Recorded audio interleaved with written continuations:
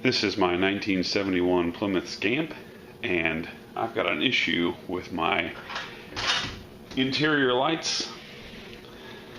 Turning this light off overhead in the garage. I'll show you real quick here what I'm dealing with. So pull the headlights on, and I'll shut the door.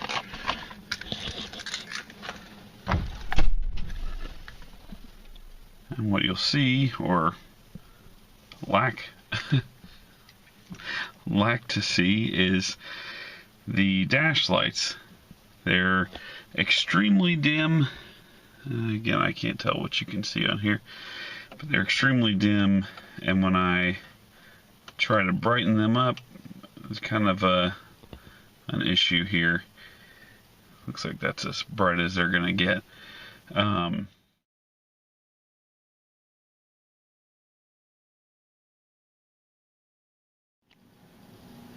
So my instrument cluster lights, none of them would turn on. So these were all dark, speedometer's dark. Everything that should light up when you turn your headlights on was not lighting up. So I decided to pull out my switch and investigate.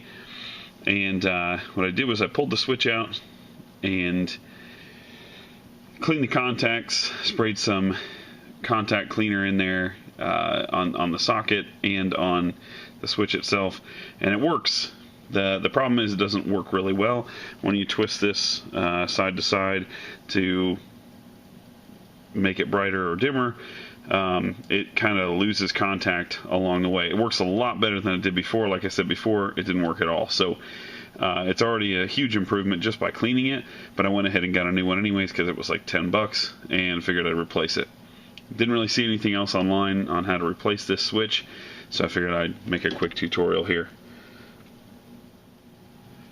This here is the new switch. This is about how it's going to go in there when it sits inside.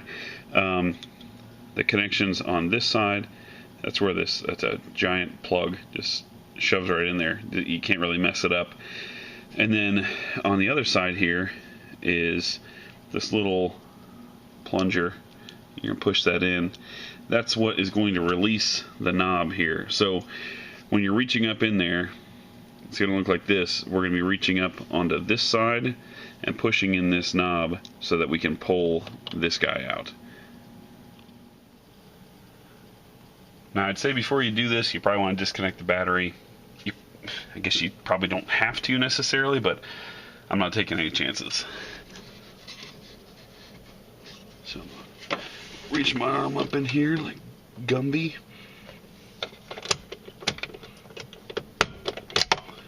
Alright. Knob is out.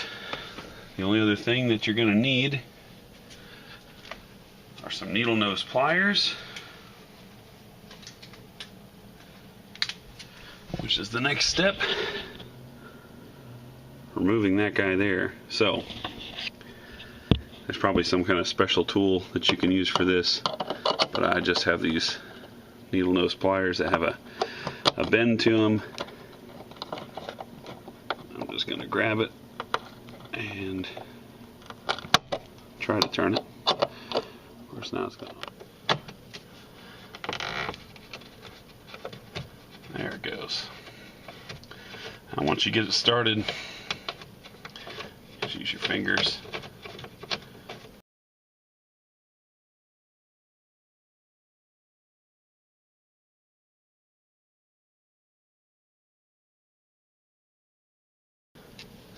There we go. That's removed. Now, before I put this new one in, I'm just going to make sure this threads. And it does. So, in theory, this new one should fit in there. Now you got to reach up here again. Grab the switch.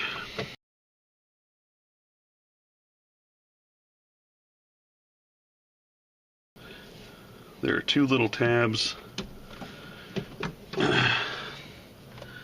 What I did there was I pulled up, there's two little tabs, one that goes on either side of this that kind of clip it in place. You pull those off, and there's my old one.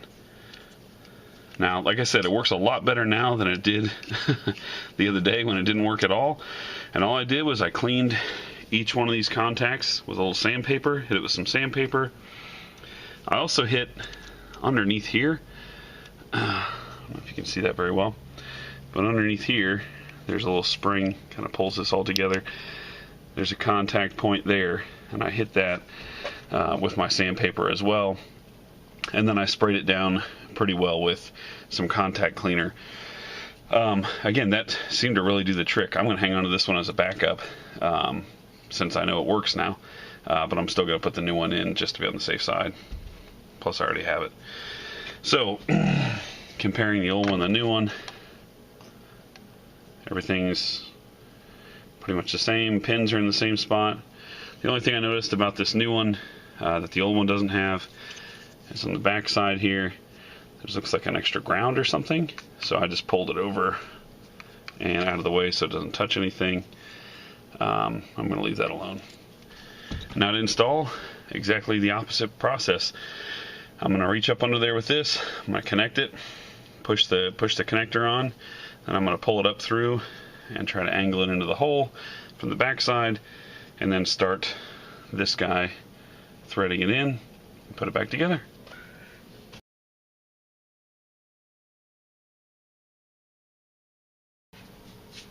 Always something.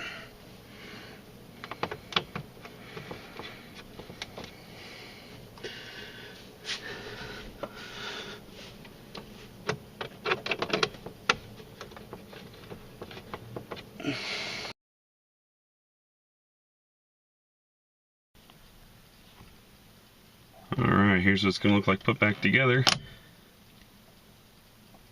Still dim.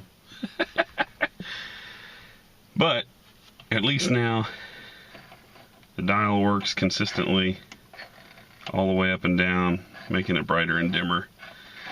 So that's a good start. Plus my headlights occasionally would just go out on me for no good reason, so hopefully this takes care of that as well.